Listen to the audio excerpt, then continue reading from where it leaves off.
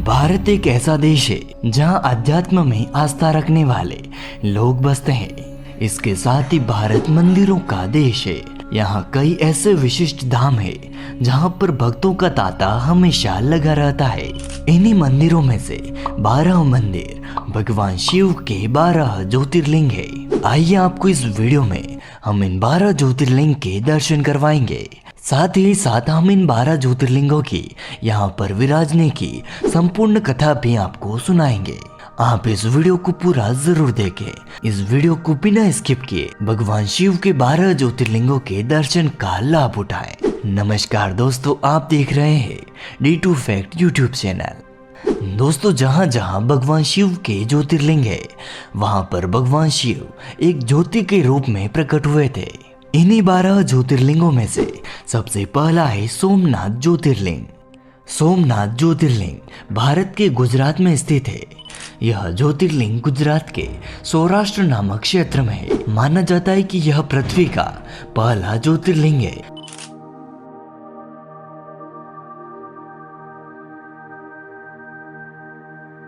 सोमनाथ ज्योतिर्लिंग का उल्लेख ऋग्वेद, शिव पुराण, स्कंद पुराण और श्रीमद् भगवद गीता में मिलता है।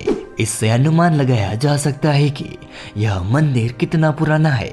ऐसा माना जाता है कि सबसे पहले इस मंदिर को भगवान चंद्रदेव ने बनाया था। भगवान चंद्रदेव को सोमदेव भी कहते हैं।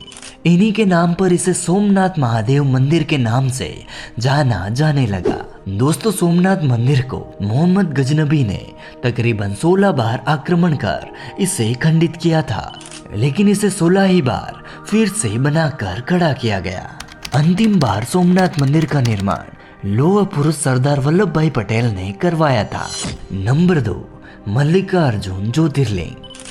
मल्लिकार्जुन ज्योतिर्लिंग आंध्र प्रदेश के कृष्णा नदी के तट पर स्थित है और यह ज्योतिर्लिंग श्रीशैलम नामक पर्वत पर स्थित है। कई राजाओं ने मल्लिकार्जुन ज्योतिर्लिंग का रख रखाव करने में अपना महत्वपूर्ण योगदान दिया था, लेकिन इतिहास की किताबों में जो पहला नाम मिलता है वह सातवाहन साम्राज्य का है। मल्लिकार्जुन ज्योतिर्लिंग की एक खास बात यह है कि यह एक ज्योतिर्लिंग होने के साथ ही साथ माता शक्ति के 51 शक्तिपीठों में से एक शक्तिपीठ भी है। दोस्तों, मल्लिकार्जुन ज्योतिर्लिंग की कथा की अगर हम बात करें तो शिव पुराण की एक कथा के अनुसार एक बार भगवान शिव और माता पार्वती के पुत्र कार्तिकेय नाराज होकर क्रौंच पर्वत पर चले गए। देवी देवताओं ने उन्हें वापस बुलाने के लिए आग्रह किया, लेकिन वह नहीं माने। इधर पुत्र के वियोग में भगवान भोलेनाथ और पार्वती दुखी थे। तब कार्तिकेय माता पार्वती और भगवान शिव को देखकर उनसे दूर चले गए। अंत में पुत्र के दर्शन की लालसा में भगवान शंकर ने ज्योति रूप धारण कर लिया और यहीं पर विराजमान हो गए। तब से यह शिव धाम मल्लिकार्जुन ज्योतिर्लिंग के नाम से प्रसिद्ध हो गया। नंबर 3, महाकालेश्वर ज्योतिर्लिंग। महाकालेश्वर ज्योतिर्लिंग मध्य प्रदेश के उज्जैन में स्थित है। यह 12 ज्योतिर्लिंगों में से एकमात्र ऐसा ज्योतिर्लिंग है जो दक्षिण मुखी है। यहाँ प्रतिदिन 5000 से ज्यादा भक्त पूजा करने के लिए आते हैं। महाकालेश्वर ज्योतिर्लिंग एकमात्र दक्षिण मुखी ज्योतिर्लिंग है जो अपने आप प्रकट हुआ था। महाकालेश्वर ज्योतिर्लिंग में भगवान शिव की पूजा जलती हुई चिता की राख व भस्म से महाशिव की पूजा की जाती है। नंबर 4, ओमकारेश्वर ज्योतिर्लिंग। यह ज्योतिर्लिंग मध्य प्रदेश के खंडवा जिले में शिवपुरी द्वीप पर स्थित है। इसे मानदाता पर्वत के नाम से भी जाना जाता है। इस ज्योतिर्लिंग के पास में नर्मदा नदी बहती है। यह इंदौर शहर से लगभग 35 किलोमीटर की दूरी पर स्थित है। ओमकारेश्वर मंदिर का नाम ओमकारेश्वर इसलिए पड़ा है क्योंकि यहाँ ज्योतिर्लिंग के चारों ओर पहाड़ है जहाँ से नदी बहती है और यह नदी ओम आकार बनाती है, इसलिए इसे ओमकारेश्वर ज्योतिर्लिंग भी कहा जाता है।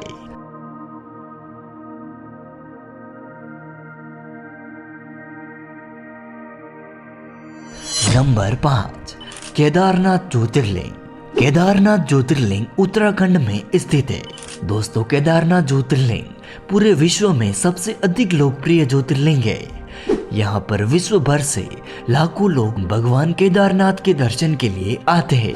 इन लोगों में हिंदू ही नहीं बल्कि क्रिश्चियन और यहूदी धर्म के लोग भी आते हैं। माना जाता है कि इसे पांडवों ने बनाया था।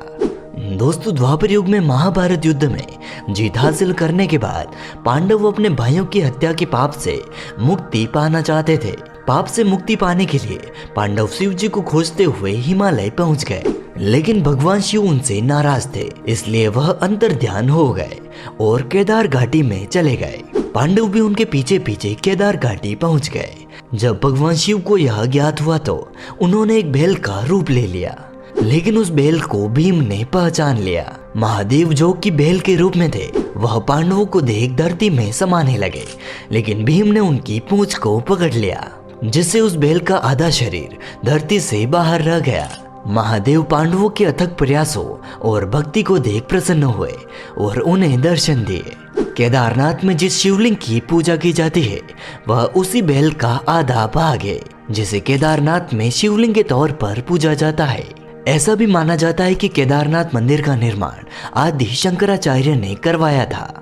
नंबर 6, भीमाशंकर ज्योतिर्लिंग। महाराष्ट्र के समाद्री नामक पर्वत पर यह ज्योतिर्लिंग स्थित है। भीमाशंकर के बारे में आपको एक कथा बताते हैं जो रामायण काल से जुड़ी है।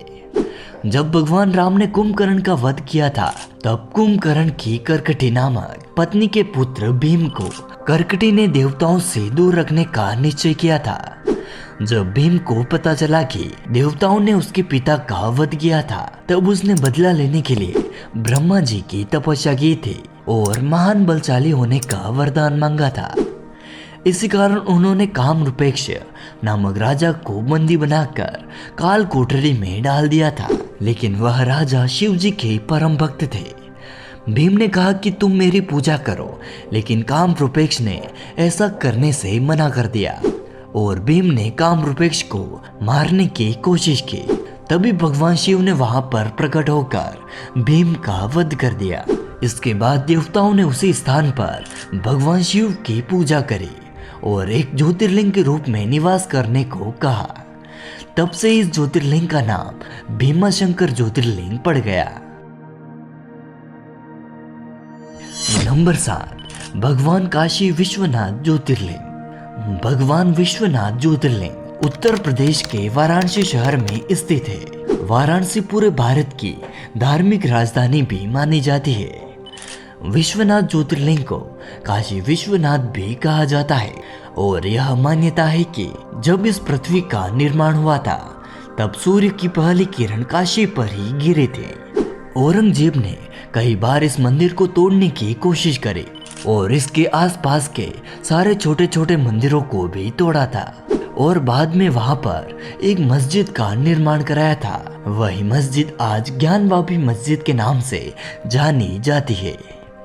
नंबर 8, त्र्यंबकेश्वर ज्योतिर्लिंग। यह महाराष्ट्र के नासिक जिले में स्थित है। त्र्यंबकेश्वर ज्योतिर्लिंग ब्रह्मगिरी नामक एक पर्वत पर स्थित है, जहां से गोदावरी नदी शुरू होती है। इस ज्योतिर्लिंग का त्र्यंबकेश्वर नाम इसलिए पड़ा था क्योंकि यहाँ 3 छोटे छोटे लिंग हैं, जिन्हें ब्रह्मा, विष्णु और शिव के प्रतीक के रूप में माना जाता है। यह एकमात्र ऐसा ज्योतिर्लिंग है जहाँ पर त्रिदेव निवास करते हैं। यह मंदिर महाराष्ट्र के नासिक शहर से दूर गौतमी नदी के तट पर स्थित है। नंबर 9, वैद्यनाथ ज्योतिर्लिंग। वैद्यनाथ ज्योतिर्लिंग झारखंड राज्य के संताल परगना के पास स्थित है। यही हम शिव पुराण की माने तो इसे भगवान शिव की चिता भूमि भी कहा जाता है। भगवान वैद्यनाथ ज्योतिर्लिंग को रावण की भक्ति का प्रतीक माना जाता है। यह ज्योतिर्लिंग अपने भक्तों की कामना को पूरा करने और उन्हें रोग मुक्त बनाने के लिए प्रसिद्ध है। दोस्तों, वैद्यनाथ ज्योतिर्लिंग की कथा इस प्रकार है कि एक बार राक्षस राज हिमालय पर स्थिर होकर भगवान शिव की घोर तपस्या की थी। रावण ने अपना एक एक सिर काटकर शिवलिंग पर चढ़ा दिए। इस प्रकार उसने अपने 9 सिरों का दान कर दिया। जब रावण अपने 10वें सिर को काटने ही वाला था, तब भगवान शिव रावण से प्रसन्न होकर उसे दर्शन दिए और रावण से वर मांगने को कहा। रावण ने भगवान शिव से कहा कि मुझे इस शिवलिंग को ले जाकर लंका में स्थापित करने की अनुमति दे।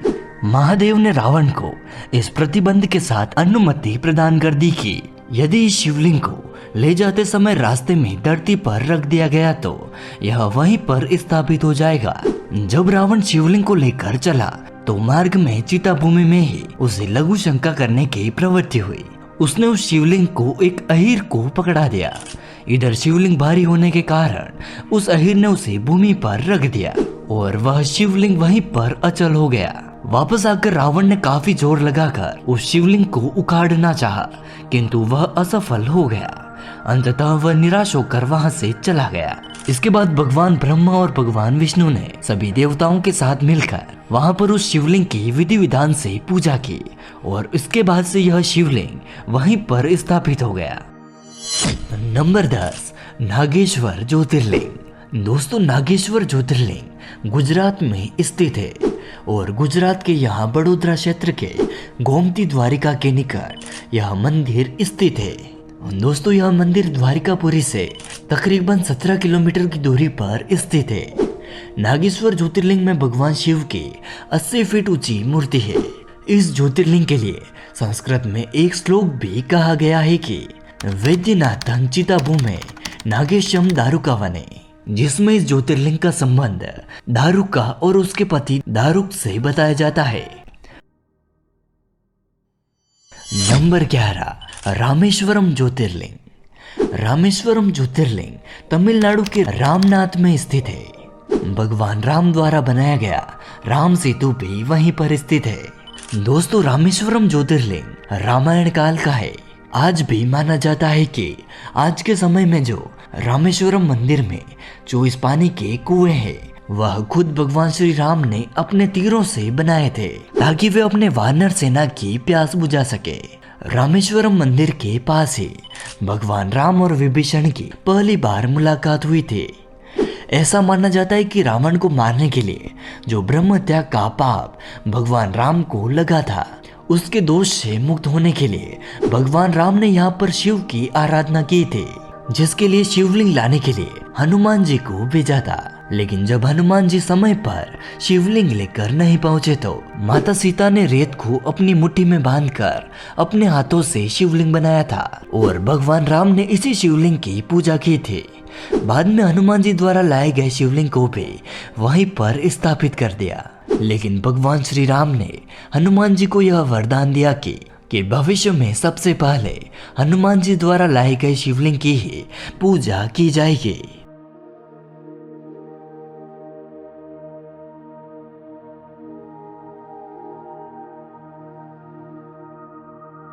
इसके साथ ही दोस्तों नंबर 12 पे है घुश्मेश्वर महादेव ज्योतिर्लिंग। घुश्मेश्वर ज्योतिर्लिंग महाराष्ट्र के संभाजी नगर के पास स्थित है। इसे भगवान शिव का शिवालय भी कहा जाता है क्योंकि यह अंतिम और 12वां ज्योतिर्लिंग है।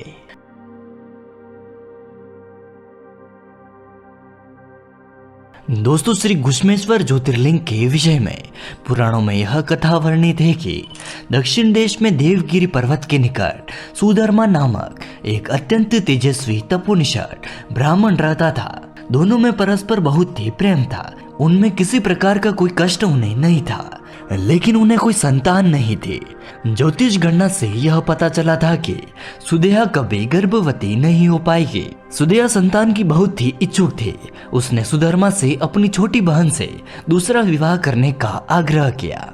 पहले तो सुधर्मा को यह बात अच्छी नहीं लगी, लेकिन अंत में उन्हें पत्नी की जिद के आगे झुकना पड़ा। वे उसका आग्रह टाल नहीं पाए और उन्होंने अपनी पत्नी की छोटी बहन घुश्मा से ब्याह कर लिया। घुश्मा अत्यंत विनीत और सदाचारिणी स्त्री थी। वह भगवान शिव की अनन्य भक्त थे। वह प्रतिदिन 101 पार्थिव शिवलिंग बनाकर हृदय की सच्ची निष्ठा के साथ उनका पूजन करती थी। भगवान शिव जी की कृपा थोड़े दिन बाद ऐसी हुई कि उसके गर्भ से अत्यंत सुंदर और स्वस्थ बालक ने जन्म लिया। बच्चे के जन्म से सुदेहा और घुश्मा दोनों की ही आनंद की सीमा नहीं रही। लेकिन थोड़े ही दिनों में न जाने कैसे सुदेहा के मन में एक कुविचार घर कर गया। वह सोचने लगी कि मेरा तो इस घर में कुछ है ही नहीं, सब कुछ घुश्मा का है। सुदेहा के मन में इतने कुविचार फैले कि वह सोच रही थी कि उसके पति पर भी घुश्मा ने अधिकार कर लिया है। संतान भी उसी की है। यह कुविचार धीरे धीरे उसके मन में बढ़ने लगा। इधर गुष्मा का वह बालक भी बड़ा हो गया। अंततः एक दिन उसने गुष्मा के युवा पुत्र को रात में सोते समय मार डाला और उसके शव को ले जाकर उसी तालाब में फेंक दिया जहां गुष्मा प्रतिदिन पार्थिव शिवलिंगों को फेंका करती थी। सुबह होते ही जब गुष्मा को इस बात का पता चला तो पूरे घर में कोहराम मच गया। सुधर्मा और उसकी पुत्र वधु दोनों फूट फूट कर रोने लगे, लेकिन गुष्मा नित्य की भांति ही भगवान शिव की आराधना में तल्लीन रही, जैसे कुछ हुआ ही नहीं हो। पूजा समाप्त होने के बाद पार्थिव शिवलिंगों को तालाब में छोड़ने के लिए वह चली गई। जब वह उस तालाब से लौटने लगी तो उसी समय उसका प्यारा लाल यानी कि उसका बेटा तालाब के भीतर से निकलकर आता हुआ दिखाई दिया। वह सदा की भांति ही आकर गुष्मा के चरणों में गिर पड़ा। उसी समय भगवान शिव ने प्रकट होकर वहां पर गुष्मा को दर्शन दिए और उसे वरदान मांगने को कहा, लेकिन भगवान शिव सुदेहा की घिनौनी करतूत से अत्यंत क्रोधित थे। वह अपने त्रिशूल द्वारा उसका गला काटने को उद्यत दिखाई दे रहे थे, लेकिन गुष्मा ने हाथ जोड़कर भगवान शिव से कहा कि यदि आप मुझ पर प्रसन्न है तो मेरी उस अभागिन बहन को क्षमा कर दे। निश्चित ही उसने जघन्य अपराध किया है, किंतु आपकी दया से मुझे मेरा पुत्र वापस मिल गया है। अब आप उसे क्षमा करें। लेकिन मेरी एक प्रार्थना है, लोक कल्याण के लिए आप सदा सदा के लिए यहाँ पर निवास करें। इसके बाद भगवान शिव सदा सदा के लिए वहाँ पर ज्योतिर्लिंग के रूप में विराजमान हुए। गुष्मा के कारण भगवान शिव यहाँ पर प्रकट हुए थे, इसलिए इसे गुष्मेश्वर महादेव के नाम से जाना जाने लगा। तो दोस्तों, आज की इस वीडियो में हमने आपको भगवान शिव के 12 ज्योतिर्लिंगों के बारे में पूरी जानकारी दी है। हम आशा करते हैं कि आपको हमारी यह वीडियो पसंद आई होगी। सनातन धर्म के प्रचार के लिए आप यह वीडियो देश के कोने कोने तक जरूर पहुंचाएं। कमेंट में हर हर महादेव का जयकारा लगाकर हमें आशीर्वाद दे। फिर मिलते हैं ऐसे ही नए वीडियो के साथ, तब तक के लिए नमस्कार।